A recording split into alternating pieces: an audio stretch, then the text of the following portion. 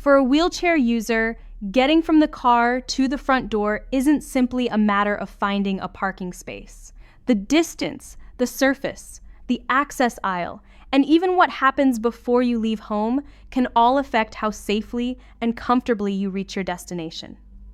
Accessible parking is designed to remove those barriers, but using it effectively requires more than recognizing the wheelchair symbol. Here are 7 practical things wheelchair users should know about disabled parking. First, understand the regulations. The article points to the Americans with Disabilities Act, or ADA, as an important source of accessible parking requirements in the United States. Among the guidelines described are accessible spaces that are at least 8 feet wide with a 5-foot access aisle beside them. These spaces should also be located as close as possible to a building entrance and clearly identified with appropriate signage. Knowing these requirements does more than explain how a parking lot should look. It gives you a better understanding of what accessible parking is intended to provide and helps you recognize when accessibility may be inadequate. Second, make sure you have the proper authorization. To use designated accessible parking spaces, you generally need a valid disabled parking placard or license plate. The application process varies by state, but the article notes that medical documentation and a state-specific application may be required.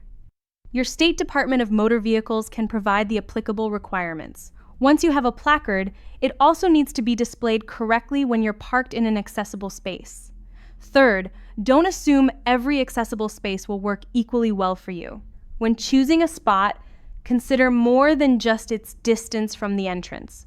A space close to your destination can reduce the amount of travel required in your wheelchair. But the surface and route matter too. Cracks, uneven pavement, obstacles, or difficult transitions can turn a short trip into a much harder one. When possible, look for a space that connects to a smooth, accessible path. And if you know a location is particularly busy, planning ahead can make a significant difference. That leads to the 4th tip. Look for additional accessibility features. A good accessible parking area is part of a larger route into the building.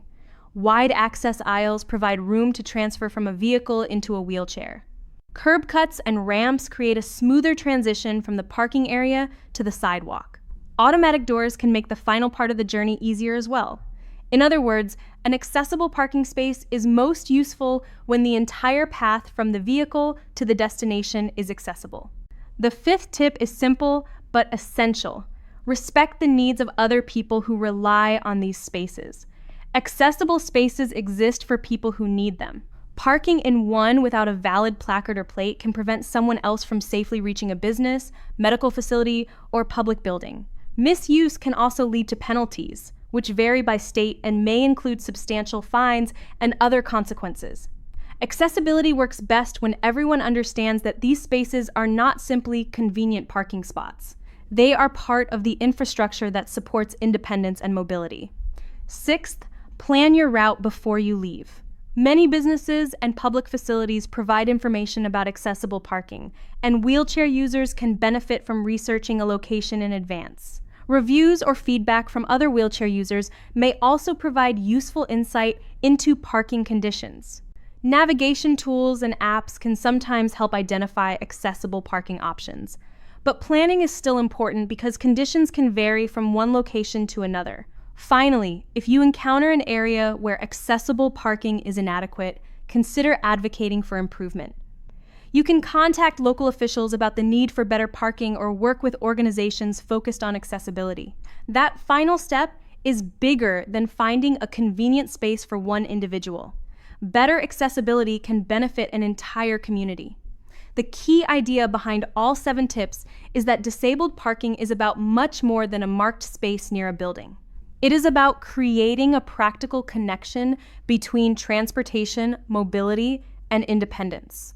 Understanding the rules, having the proper placard or plate, choosing a suitable space, checking the route, respecting other users, planning ahead, and speaking up when accessibility falls short can all make navigating the world a little more manageable. For wheelchair users, accessible parking isn't simply a convenience. It can be an essential part of being able to move through everyday life with greater independence and confidence.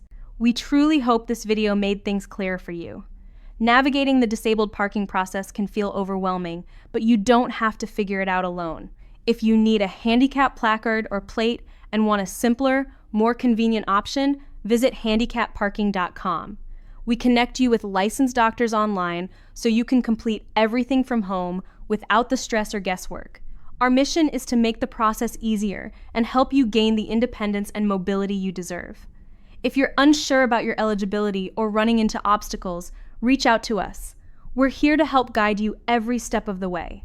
Make sure to subscribe for more helpful information about handicap parking permits and drop your questions in the comments below. We're always glad to support our community. Thanks so much for watching, and we'll catch you in the next video.